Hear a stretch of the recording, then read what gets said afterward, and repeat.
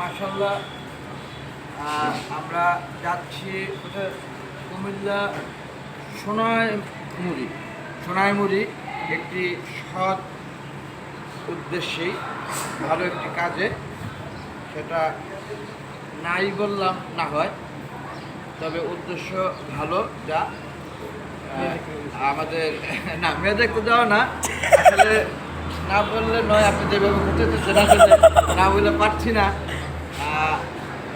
ওই আমাদের রসুল বলেছিলেন যা, যে কোনো অসুস্থ লোক বা অসহায় বা বিপদগ্রস্ত লোককে দেখতে যাওয়াও সুন্নতে পড়া, আর সাথে যদি থাকে তবেও ডাবল সুন্নত হয়। তা সোয়াব আর সবে ভরা ওরকমই একটি ঘটনা বন্যা দুর্গতিতে দেখতে যেতেছি আমরা, সেই সাথে সামান্য তোবারকের মতো ত্রাণ যা আছে আমাদের সাথে।